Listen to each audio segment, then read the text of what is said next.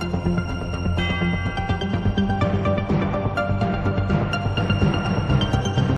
channel does not promote or promotion any illegal activities. All content provided by this channel is meant only for educational purpose only. মদনকাম পুজোয় ভুলবশত গাঁজা এবং ভাং খেয়ে ফেলেন কোচবিহারের প্রাণের ঠাকুর মদনমোহন। আর সেই পাপে প্রায়শ্চিত্ত করতেই আজ সন্ধ্যায় কোচবিহারের সাগরদিঘিতে নৌকা বিহার করেন তিনি। কোচবিহারের একান্ত উৎসব মদনমোহনের নৌকা বিহার। রাজামনের রীতি মেনে কোচবিহারের মদনমোহন বাড়িতে মদনকাম পুজো হলো। মন্দির সূত্রে জানা গিয়েছে, দ্বাদশীর দিন কাঠামিয়া মন্দিরের সামনে বাঁশে কাপড় পরানো হয়। এরপর সোমবার চতুর্দশীর দিন সকালে পুজোয় বসেন মদনমোহন মন্দিরের বিশেষ পুরোহিত খগপতি মিশ্র।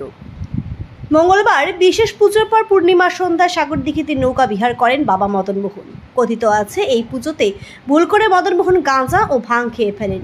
সেই কারণে সন্ধ্যায় মদনমোহন প্রায়শ্চিত্ত করেন। বানেশ্বর, ষণ্ডেশ্বর এবং গুঞ্জবাড়ি থেকে বিগ্রহ এসেছিল এদিন মদনমোহন বাড়িতে। সেখান থেকে মদনমোহন তাদেরকে সাক্ষী রেখে সাগরদিঘিতে যান। সেখানে নৌকা বিহার করা হয়। এদিন মদনকাম পুজো দেখতে অনেক মানুষই মদনমোহন বাড়িতে ভিড় করেন। এই বিষয়ে পুরোহিত খগপতি মিশ্র জানিয়েছেন, রাজ আমল থেকে এই নিয়ম মেনে পুজো চলে আসছে। আজ মদনমোহন বাবার পাপের প্রায়শ্চিত্ত বিধি অনুষ্ঠিত হচ্ছে।